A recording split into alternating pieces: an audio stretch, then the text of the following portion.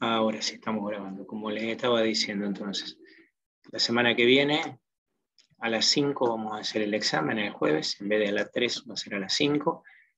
Los temas que van a entrar son la parte de redes,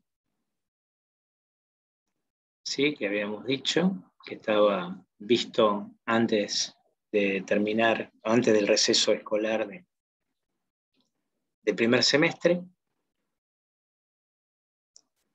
Después dijimos que íbamos a tomar software. Sí, dentro del software entra lenguajes, por supuesto. Después vimos memorias, ¿sí? De memoria principal y memoria auxiliar. Después vimos periféricos, detallado dentro de la parte de periféricos. Vimos todo el tema de impresoras, sobre el cual vamos a hacer hincapié. Y bueno, está puesto como clase 26, puertos, gabinetes y fuentes, que bueno, lo vamos a ver así en formato general. O sea que estamos correctos con lo que yo estaba diciendo. Bien, como les decía, ¿de qué va a depender la elección que nosotros tengamos de un gabinete? Por ahí, sin necesidad de pensar mucho. Sí, Profe, decime, Valentino. con respecto al parcial, ¿va a volver a ser como el anterior múltiple choice en la página?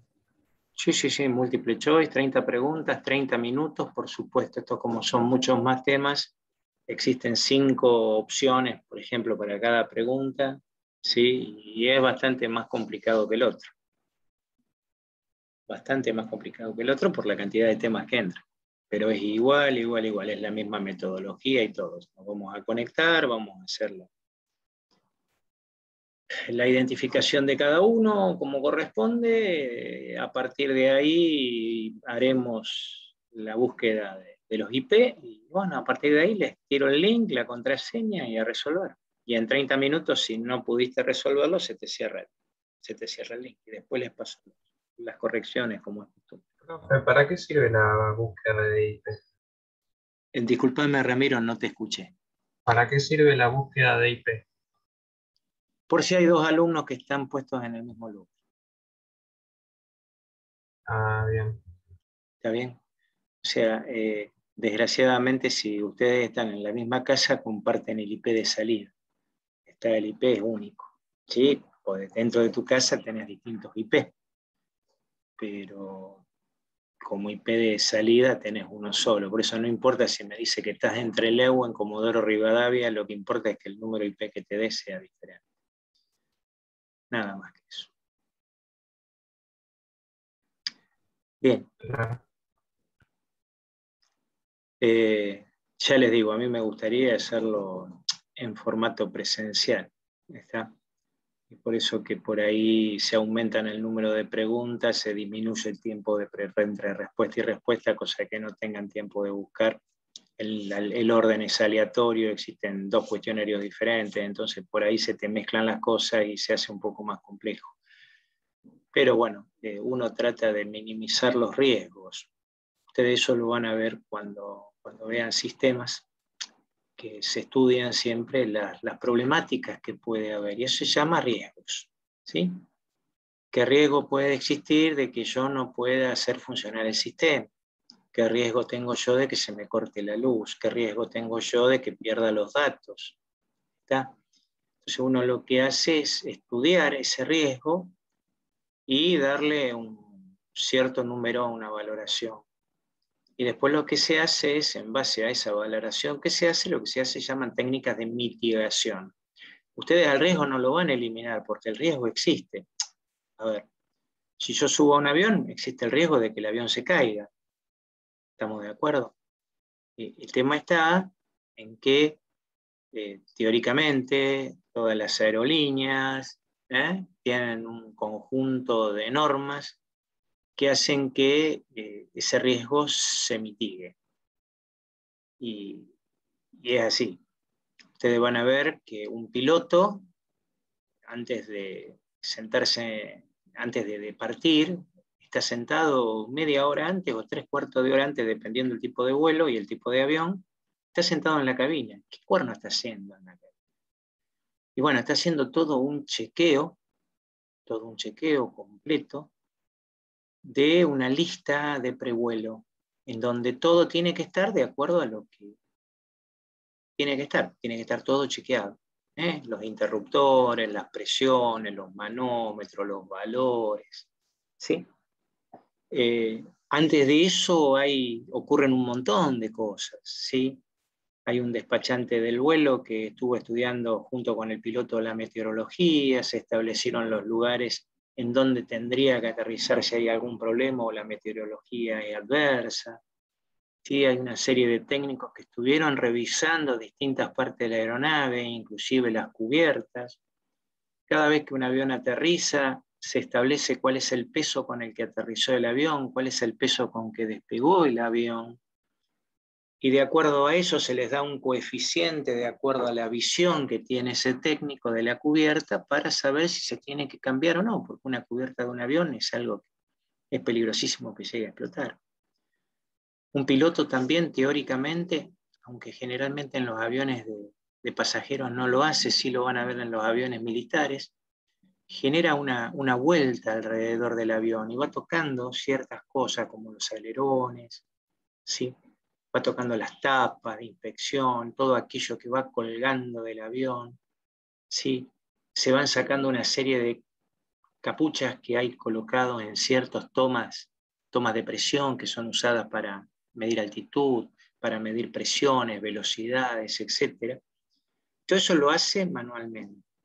Ustedes acá, si ustedes se ponen a mirar desde algún aeropuerto a un piloto, ustedes van a ver que hay un técnico abajo que hace una serie de señas, que una vez que desconecta el avión de su micrófono interno, saca una tirita roja que está en las patas del avión y se las muestra al piloto y después las guarda dentro del lugar a donde se guardan las ruedas. ¿Qué es eso? Son las trabas, los seguros de las ruedas. Si el técnico no saca esas trabas que hay con esa cintita roja, cuando el avión levante, no va a poder guardar las ruedas, porque están trabadas las ruedas para que queden trabadas. Entonces hay una serie de cosas que sirven para mitigar los riesgos. ¿Está? Bueno, nosotros en sistemas hacemos algo parecido. Si la gente manejara un auto y tuviera el mismo cuidado que tienen generalmente con los aviones, había mucho menos choques, ¿sí? O accidentes. ¿Está? Si uno antes de salir a un viaje revisara que la cubierta esté en perfecto estado, midiéndole la profundidad, ¿sí? Del dibujo, si revisara los niveles de los líquidos, si le hicieran el service en el tiempo adecuado al auto, ustedes mitigarían los riesgos. Uy, me quedé sin freno. Y no te podés quedar sin freno, salvo que se te corte alguno de los conectores. Pero las pastillas estaban gastaditas. Y bueno, flaco, vos sabés que cada 10.000 kilómetros le tenés que pegar una mirada. Y una pastilla de freno dura entre 20.000 y 40.000 kilómetros, dependiendo cómo manejes. Que el aceite se cambia cada 10.000 kilómetros o menos, dependiendo del tipo de auto. ¿Sí? Todo eso son técnicas de mitigación en la jerga nuestra de informática. Y bueno, nosotros también hacemos técnicas de mitigación de riesgos. Yo lo que acabo de hacer con Luis es una mitigación de riesgo. ¿El riesgo cuál era? Che, flaco, mirá que no tengo la nota, está medio jodido. Andá, fíjate a ver qué podés hacer. No lo pude prever, ¿tá? Pero traté de mitigar. ¿Tá? Eso se llama mitigación de riesgo. Bien, como les hablaba, los gabinetes dependen fundamentalmente de lo que ustedes van a meter adentro. Tan fácil y tan sencillo como eso. ¿Sí? Acá habla del factor de forma de la motherboard. Sí, eso es principal, porque de acuerdo a cómo sea la motherboard, va a ser nuestro gabinete. También nuestro gabinete va a variar dependiendo de qué queremos ponerle adentro. ¿Está?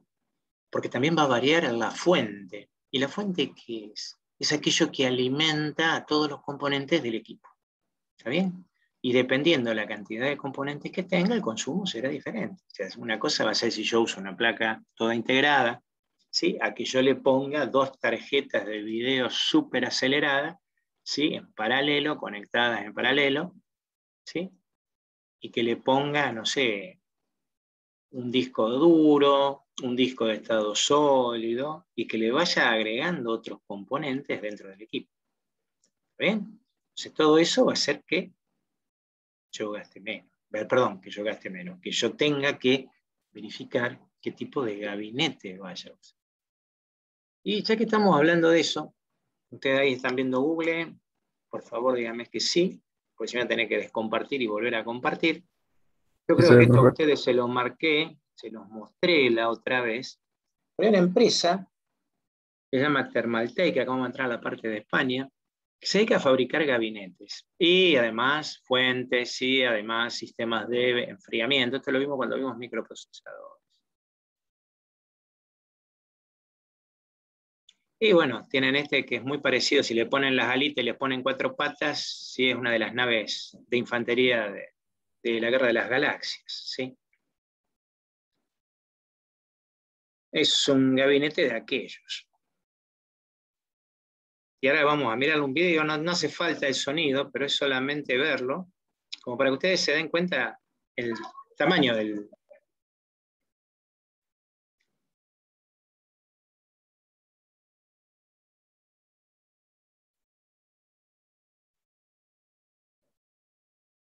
Fíjense los ventiladores, sí, el gabinete es muy importante la ventilación.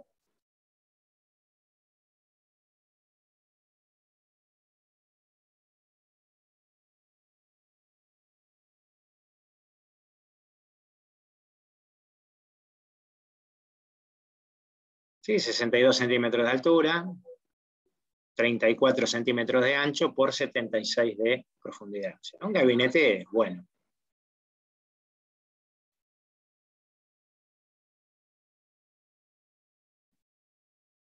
Aluminio y acrílico.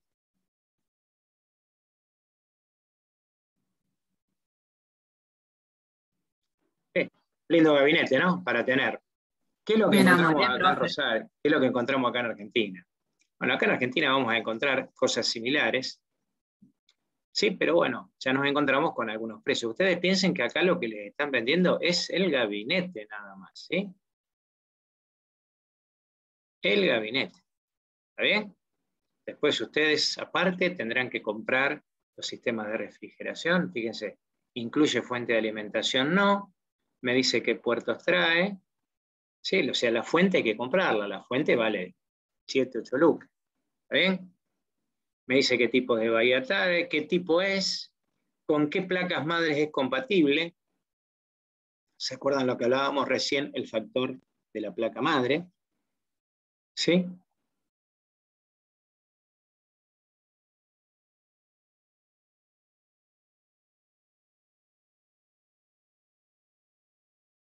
Y me dice Cooling System Rear Exhaust, o sea que tiene salida por la parte trasera.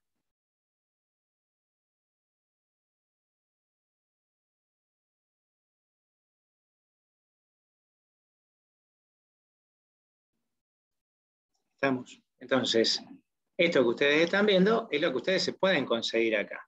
¿Está bien? O sea, nosotros acá en Thermaltake,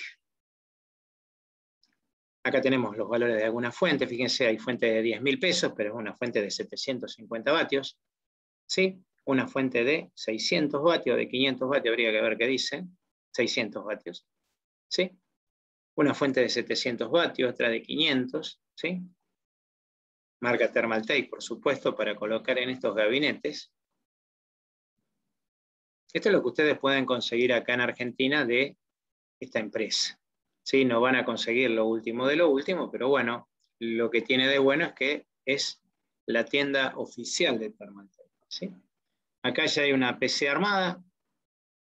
Sí, no es una gran cosa, pero bueno.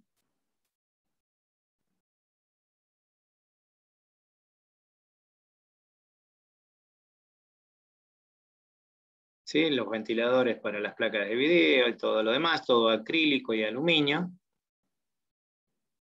Una cosa bastante interesante. Bien, esto es algo que habíamos ya algo hablado, pero por lo menos como para que ustedes tengan una idea de los gabinetes y de qué depende. ¿Sí? Depende del factor de forma de la motherboard, que dijimos recién, y después de lo que ustedes vayan a ubicar dentro. Y de ahí viene la fuente de alimentación. Acuérdense que esta fuente de alimentación es inteligente, porque ustedes les están metiendo 220 voltios, pero por el otro lado No están saliendo 220 voltios, porque cada componente necesita un valor de voltaje diferente. ¿Sí?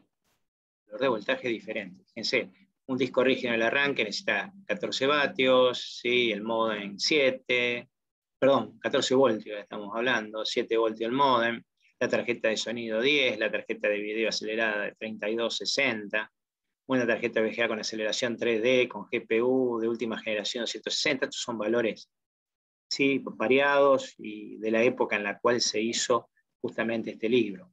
¿Está? Entonces, son cosas que nosotros tenemos que estar conociendo. Bien, acá habla algo de plug and play. ¿Ustedes saben lo que es plug and play? No. No, profe. Plug and play, no. ¿Qué hacen ustedes cuando tienen que instalar algo en su computadora? Se compran un mouse nuevo, ¿qué pasa? Lo conecto. ¿Y? Lo pones y anda. ¿Y Plug anda? and play. Eso es plug and play. Automáticamente se conecta. ¿Sí? Y si encuentra que es algo un poquito más complicado, se conecta con el proveedor y baja el driver del proveedor. ¿Está? Eso es plug and play. Hay veces que si yo tengo que conectar una impresora a Wi-Fi, no lo hace de esa manera. Sí, decía, encuentra una impresora, pero tiene su propio driver. Lo encuentra, lo busca en internet, lo descarga y la máquina se instala. Por eso generalmente a una impresora Wi-Fi primero hay que conectarla por puerto USB. ¿Sí o no? Bueno, esto es algo que ya viene desde unos Windows bastantes anteriores al plug and play. ¿Está? El gran problema es que todo esto antiguamente no era así. Hace 25 años atrás no había plug and play, ¿sí? O empezaba el plug and play. ¿Y cómo se hacía para instalar? Bueno, había algo muy importante, ¿sí? En donde cada dispositivo tenía un IRQ y algunos tenían además un DMA. IRQ es un código de interrupción. ¿Está bien? Es como para que ustedes tengan una idea, un número de atención. ¿Vieron que cuando ustedes entran en una panadería y hay un número de atención, ustedes sacan el numerito y lo llaman por ese número? Bueno, acá es más o menos lo mismo. ¿Y quién es el que atiende acá? El microprocesador. Entonces, para que él sepa que ustedes se quieren comunicar, que algún dispositivo se quiere comunicar, se le asigna a ese dispositivo un IRQ. Antiguamente se switchaba el IRQ. Había un switch que le permitía, si yo tenía dos puertos serios usando al mismo tiempo, asignarle a cada dispositivo que tenía en cada puerto serie un IRQ diferente. Entonces ustedes lo switchaban. De esa manera, si alguien movía un mouse, el microprocesador sabía que si ese puerto serie del IRQ5 correspondía al mouse, le daba bolilla al mouse. ¿Está bien? Si yo me confundía y le ponía dos IRQ iguales, por ejemplo, a la placa de sonido y al mouse le ponía el mismo IRQ, había una incompatibilidad y no funcionaba ni el mouse ni la placa de sonido. Con el plug and play eso desapareció.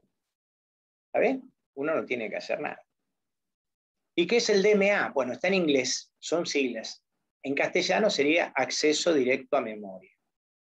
¿Para qué cuerno sirve el acceso directo a memoria? Muy fácil. Yo quiero copiar desde el puerto USB al disco rígido. ¿Tiene algo que hacer el microprocesador? Y no, se tiene que olvidar. Entonces, lo único que va a hacer es la atención. ¿Cuál es la atención? Iniciar el proceso. Cuando el mouse hace un clic sobre el archivo y va a descargar, y le indica a la unidad, cuando el micro ve que va de memoria a memoria, le dice, encárgate solo. Eso se llama acceso directo a memoria. Entonces, hay dispositivos que acceden directo a memoria. Y tienen también un número, que no tienen que coincidir entre ellos. ¿Se entiende entonces lo que es el IRQ y el DMA?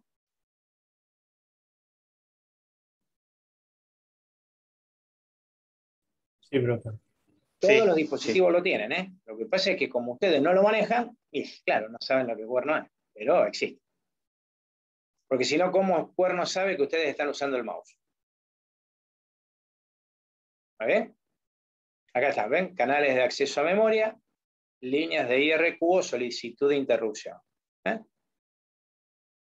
Son vías para llamar la atención del microprocesador. Cuando se activa una línea de IRQ, el microprocesador deja lo que estaba haciendo, de ahí viene el nombre de interrupción, y desvía su atención al generador de la interrupción.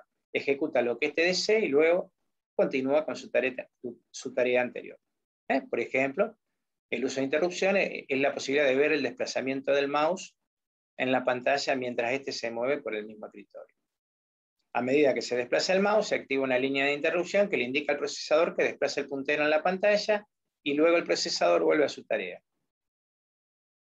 Esta es la razón por la cual a veces cuando se colgaba un programa bajo las viejas versiones de Windows sin tolerancia a fallas, el sistema no respondía, pero el puntero del mouse se seguía desplazando. Bueno. En las PC antiguas había entre 6 y 8 líneas de interrupción y en las nuevas hay 24 líneas de interrupción. Claro, al haber mayor cantidad de dispositivos. Bien. Después nosotros hablamos de cómo conectamos, ¿sí?, los periféricos a la computadora. Y si nosotros hablamos de la conexión de los periféricos a la computadora, nos tenemos que acordar que por ahora lo único que nosotros nos acordamos que existe para conectar es el puerto USB. ¿Está bien? Que es un puerto serial.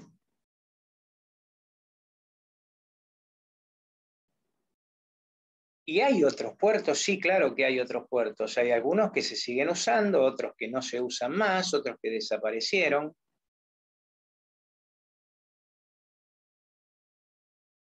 ¿Sí?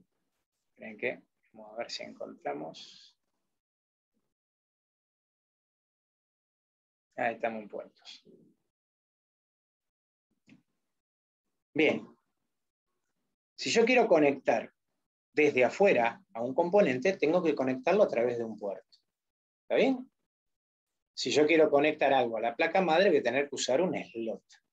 ¿No? Un slot o bahía de expansión. Los puertos, normalmente, yo si vengo acá, Google,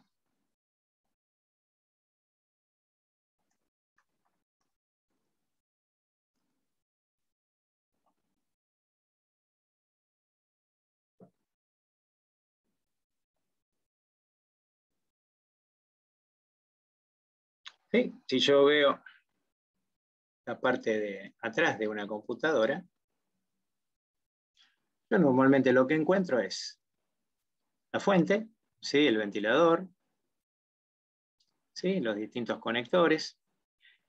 Sí, estamos hablando de una PC de escritorio, ¿no? Los puertos PS2 se llaman así PS porque eran de IBM.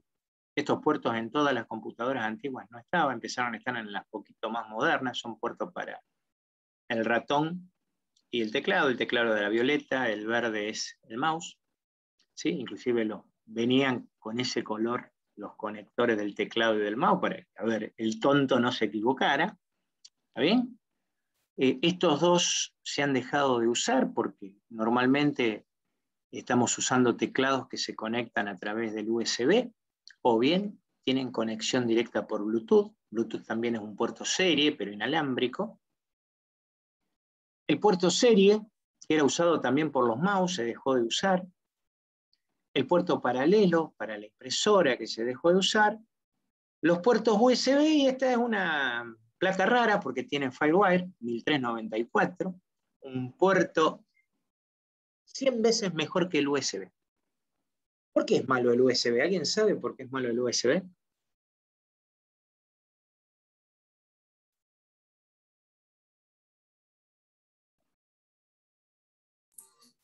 ¿Se rompe? No, no se rompe.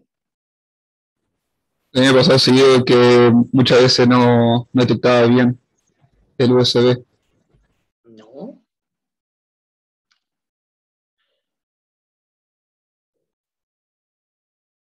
Piensen ustedes. Es lo mismo que... A ver.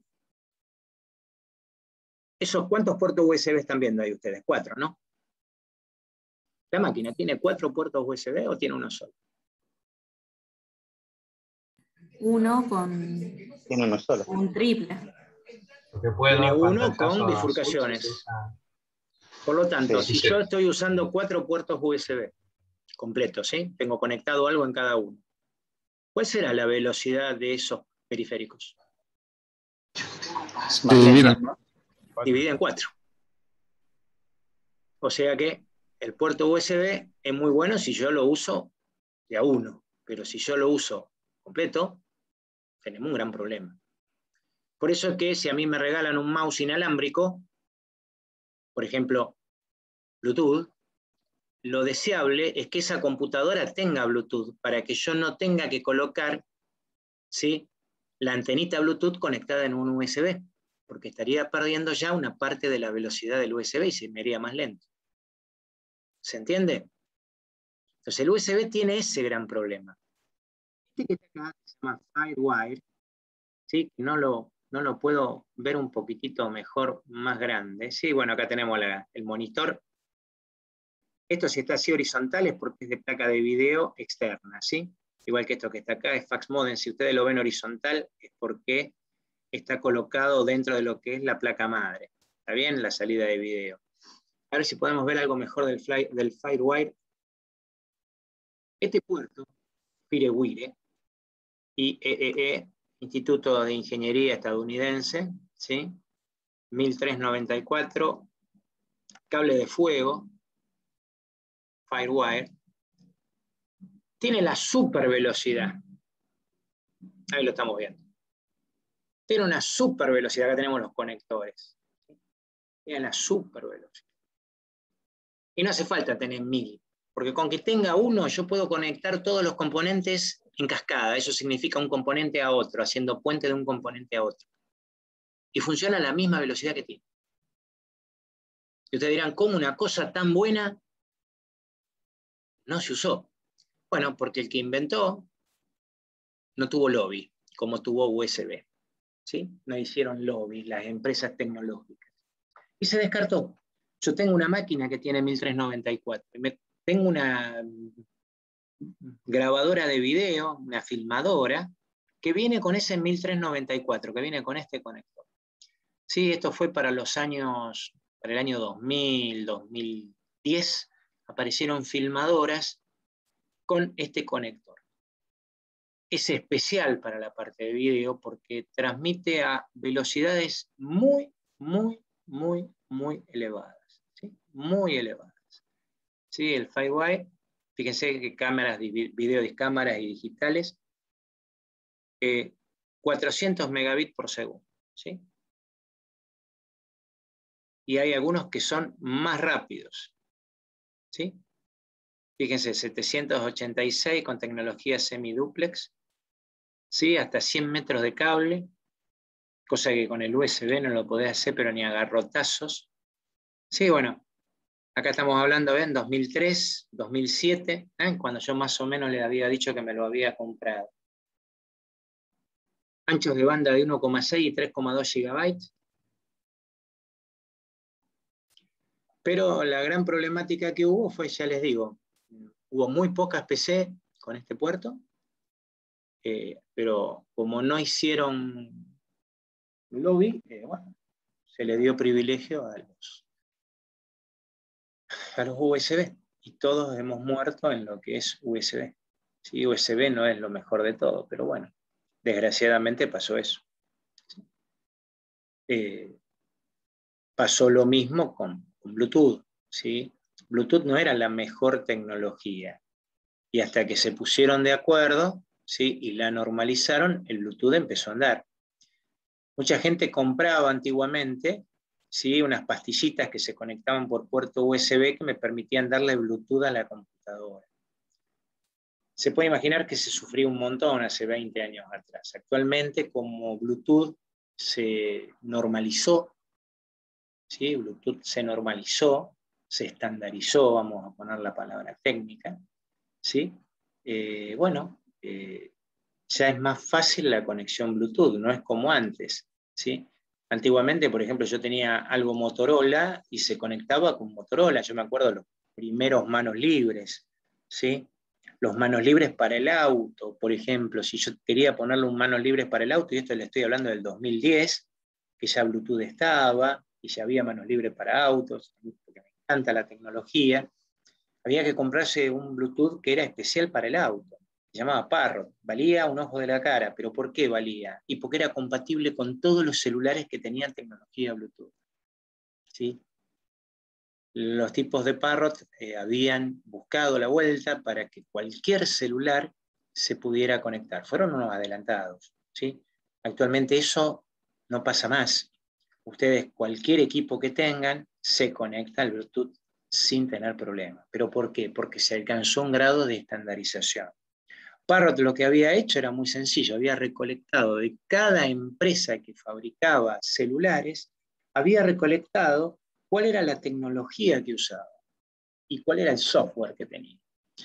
Y justamente había instalado todo eso dentro de su firmware y permitía que la gente pudiera usarlo, por eso era tan caro. ¿Sí? Esos fueron los primeros manos libres de los autos. ¿Sí? Ya le estoy hablando, ya le digo acá en Argentina, ya por el 2010. ¿Estamos? Uno de los grandes problemas que nosotros tenemos son las compatibilidades. ¿Sí? Nos pasa lo mismo en computación. Si vos no tenés compatibilidad, la cosa no va. ¿Sí? Acá lo que estamos viendo, esto que están viendo acá, son tarjetas externas, ¿sí? PCI, ¿sí? PCI Express, que van colocadas en la placa madre, ¿sí? Y esto es lo que ustedes ven en la parte de atrás que va enganchado en el gabinete. Y el cablecito para que yo lo pueda conectar. O sea que si yo tengo todavía algún elemento que se conecte por este método, yo podría usarlo en una computadora moderna, PCMCIA. Sí, entonces acá a ustedes les va a decir los distintos tipos de puertos. ¿Sí? Puertos paralelos, los primeros puertos paralelos, el SCSI, el puerto de juegos y el puerto paralelo, ¿sí? Que nosotros usamos para impresora. ¿Sí? Y los puertos serie, los PS del mouse, ¿sí? Los puertos series que también había, los USB, el Firewire y el Bluetooth. Este IRDA nosotros no lo vemos, ¿sí? Que son puertos que no usamos generalmente. Y acá también tenemos, ¿sí? La parte de atrás, bueno, el Bluetooth, el puerto paralelo, el puerto serie, el SCSI, ¿sí? El mouse PC2, el USB. Bien. ¿Dudas, preguntas, consultas?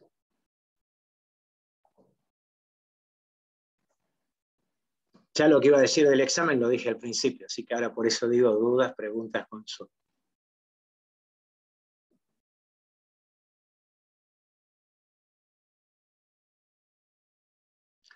Bien, la semana que viene acuérdense que van a tener que hacerlo con el video prendido y todo lo demás, porque esto de estar sin video es una tontería. Ustedes tienen que estar con el video prendido. Yo no se los dije durante toda la cursada, porque me parecía que ustedes ya son grandes para que uno se los diga. Pero bueno, recuerden que la parte virtual se basa también en lo que nosotros expresamos con nuestra cara, con nuestra mirada, ¿sí? Eso es muy importante, todo lo que sea gestual, ¿sí? Ustedes a mí no me conocen cómo doy clase en forma personal, ¿sí? Y ahí estaría lo que yo hablo de la forma gestual, porque yo analizo a cada uno de ustedes trabajando. O sea, acá no es como ustedes me están viendo, que yo estoy quietito, hablo yo. Yo en clase no hablo solo, hablan todo, porque si no hablan me siento y me quedo callado. ¿Está bien? Yo acá lo que hago es seguir dando clase porque así queda grabado, pero realmente los que arman la clase son ustedes. Yo lo único que hago es ayudarlos a entender las cosas, ¿sí? Porque la idea es que ustedes son los que tienen que aprender. Yo ya me conozco todo, ¿sí? Vas todo, alguno, ¿sí? Por uno cuando dice que conoce todo en la parte de sistema miente, ¿sí? Porque es tan grande todo esto y esto cambia minuto a minuto que yo no puedo conocer todo. Entonces, generalmente lo que se hace es trabajar, ¿sí? En conjunto. Puede ser que el año que viene podamos, que la pandemia nos deje, podamos tener clases presenciales. Ahí se van a dar cuenta de lo que les digo. Tecnológica es muy parecido a un secundario.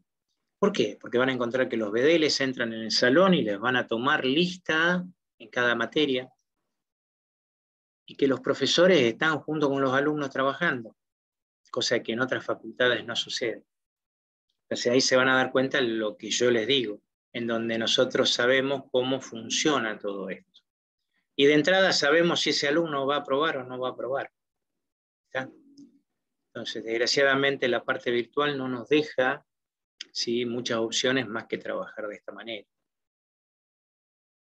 ¿Por qué no se vuelve a clase? Porque como dijo el decano en su momento, no podemos volver a clase 2 meses antes. Tengo gente que vive en Misiones, tengo gente que vive a 300 kilómetros de la ciudad de Rosario, y no es justo que esa gente venga a gastar en un alquiler, que haga todo el movimiento de la familia, ¿sí?, que venga a Rosario por 2 meses, cuando realmente si se puede empezar en febrero es lo que convendría, porque él puede firmar un contrato y bueno, ya después pasa algo, es otro problema. Ustedes piensen que todo esto es muy caro, ¿sí? Venir a estudiar para una persona del interior, por eso es que han salido las universidades a distancia, venir a estudiar Rosario es muy caro. Piensen ustedes, 10.000 pesos como mínimo un alquiler. Pónganle los gastos centrales, pónganle la luz, pónganle el gas, el uso del celular, internet, pues si ahora no tenés internet, ¿cómo trabajas? Algún apunte que te tengas que comprar, la comida, que tengas que salir, el transporte, el lavado de la ropa. Sí, pues también tenés que comer, ¿sí?, te tenés que divertir. Ustedes piensen que lo mínimo que gastan es entre 40 y 50.000 pesos por mes, con el alquiler y todo lo demás. ¿Qué padre puede mantener eso? Por eso cuando le dicen que hay una facultad que le está cobrando 15.000 pesos por mes, el padre hace cuenta. Si con 15.000 pesos multiplico por 3 lo que me sale mi hijo 3 meses en Rosario, y yo le pago la educación a distancia. Y desgraciadamente no es lo mismo. Y ya les digo que lo van a ver, la parte de programación no es lo mismo presencial que a distancia. ¿A quién le preguntan ustedes? ¿Se van a copiar? Y el profesor se da cuenta enseguida. Cuando uno programa es más o menos como cuando uno escribe, la letra es única. Los peritos calígrafos saben de qué persona es cada letra. Bueno, acá nosotros los programadores nos pasa lo mismo. Cada programador tiene su formato, su modo. ¿Está? Y nos damos cuenta quién es el programa, si sos vos o otro. Entonces, nosotros lo que buscamos es eso, justamente. Pero bueno, ya la semana que viene, entonces a las 5 de la tarde, nos vamos a ver en el parcial, y bueno, ahí veremos si tienen suerte algunos, si han estudiado, de poder promover, y bueno, aquellos que no hayan promovido tendrán las opciones, ¿sí?, de regularizar o bien de recuperar en el caso de que hayan estado ausentes. ¿Estamos de acuerdo? Bueno, profe. Listo. Está bien. Cualquier cosa que ustedes tengan alguna duda, porque, a ver, yo ya sé cómo esto estudian 10 segundos antes del examen, ¿sí? Si nos tenemos que volver a juntar en algún momento en la semana, ¿sí?, o quieren hacer alguna consulta, ustedes tienen mi mail, tienen mi teléfono que yo les di al principio, en Google, si ponen Mario Osvaldo Bresano, sale mi teléfono porque está puesto en la página web, y tienen mis correos electrónicos, así que para poder encontrarme, me pueden encontrar fácil. Entonces, 5 de la tarde, la semana que viene tenemos electro. Un abrazo para todos, cuídense por favor.